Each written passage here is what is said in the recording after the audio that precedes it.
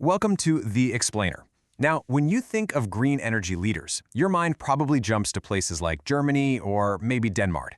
But what if I told you that Italy, a country we usually think of for its incredible history, is actually quietly building the future of sustainability? Today, we're going to dig into the surprising data and the absolutely groundbreaking tech that's putting Italy on a bold new path. Let's just start with a number that's, well, it's kind of hard to wrap your head around. 280 billion euros. That's the potential economic boost from Italy's massive plan to make its homes energy efficient. You see, this isn't just about saving the planet. This is a full-on economic reinvention.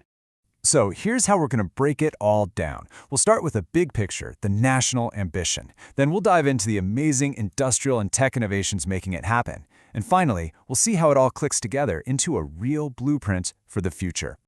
Okay, first up, let's look at the national strategy. Because to really get what's happening in Italy, you have to see both the goals coming from the top and this huge shift that's happening from the ground up.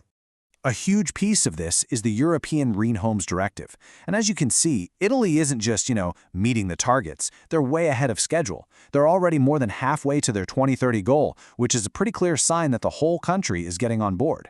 But the road ahead is still pretty steep. I mean, just look at these numbers. Over half of all homes are seriously energy inefficient.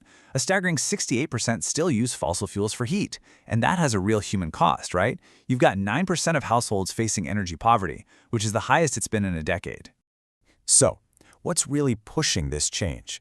The answer is, honestly, it's fascinating. For almost 70% of Italians, the number one reason for choosing sustainable products is quality. It's not just about being green anymore. It's about getting a better product. And that, my friends, is a total game changer of a cultural shift. And this slide really shows both the progress and the work that's left to do. Italy's national glass recycling rate is actually pretty impressive. But man, the difference between regions is stark. You've got the Aosta Valley up there just crushing it, while Sicily has a long way to go. It just shows that they need to make sure everyone is on the same page. So, we've seen the national goals and the shift in how people think. Now let's get into how Italy is tackling these huge challenges on an industrial scale.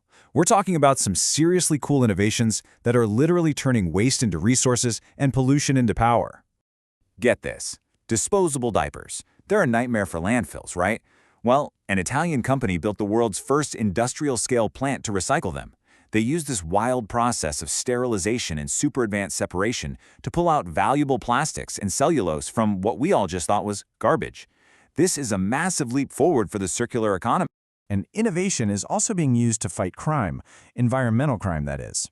As the creators of this Italian-led AI system called Paravolence, they're using satellite images and machine learning to hunt down illegal waste dumps. It's a huge problem, and now they have a powerful new tool to fight it. And the results? They're just stunning. In field tests, this AI has an accuracy rate of over 90% in finding these illegal sites. So this isn't just some cool idea. It's a proven technology that is making a real difference. And then you have the sand battery. Yes, you heard that right. This incredible tech, which is now up and running in Salerno, solves one of the biggest headaches for renewable energy: how to store heat for big industry. By using plain old abundant sand, it gives a clean, reliable alternative to natural gas. That's a major step in decarbonizing industry. Okay, so we've seen the big picture and the industrial scale. Now let's go even smaller. I'm talking down to the molecular level, where Italian scientists are cooking up materials and tech that could completely flip how we think about energy. Let me ask you this. What if you could heat your home without any radiators, any vents? What if the walls themselves could just radiate warmth? I know, it sounds like it's straight out of a sci-fi movie, but in Italy, it's actually becoming a reality. The secret ingredient is graphene. It's this wonder material, basically a sheet of carbon that's only one atom thick, and it has these incredible properties. And what Italian researchers did was figure out how to put it into paint, basically turning any surface into a super efficient, low-energy heater. And the energy savings are just huge. We're talking about a 40% cut in energy use compared to old-school radiators. Now think back to all those old, inefficient buildings we talked about. This technology could be an absolute game changer for them. And this kind of innovation is definitely getting noticed. I mean, Google has partnered with an Italian startup called Energy Dome, and for a very good reason. They're tackling one of the single biggest hurdles for renewables, long-duration storage. In other words, how do you keep the lights on when the sun's not out and the wind's not blowing? This table really shows you why this is so revolutionary. Instead of using rare, expensive materials like lithium and cobalt, the Energy Dome battery uses stuff we have plenty of, like carbon dioxide, steel, and water. It's built for long-term storage, and you can scale it up easily. It's a completely different way of thinking about batteries.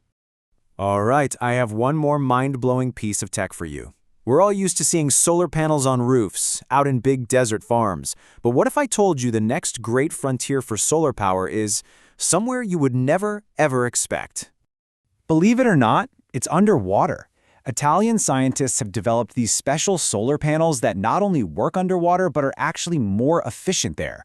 It turns out the ocean acts like a natural filter, giving the panels the perfect kind of light, and the cool water stops them from overheating.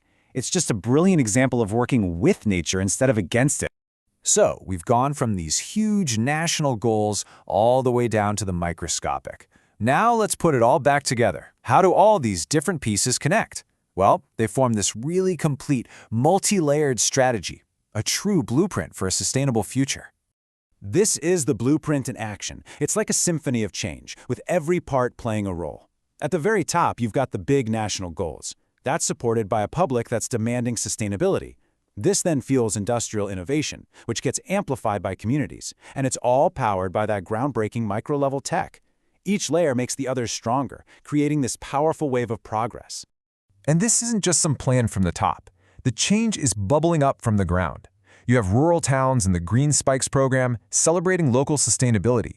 You've got cities bringing old waterways back to life with clean electric boat tourism. It just proves how powerful community action is inside this bigger blueprint. So, what's the big takeaway? Italy's green revolution isn't about one single magic bullet. It's about building a whole ecosystem of innovation, from national policy all the way down to the atomic level. It's a powerful model for any country. And that leaves us with one final thought. What piece of this Italian blueprint, the tech, the community spirit, that shift in values, could help transform your own community?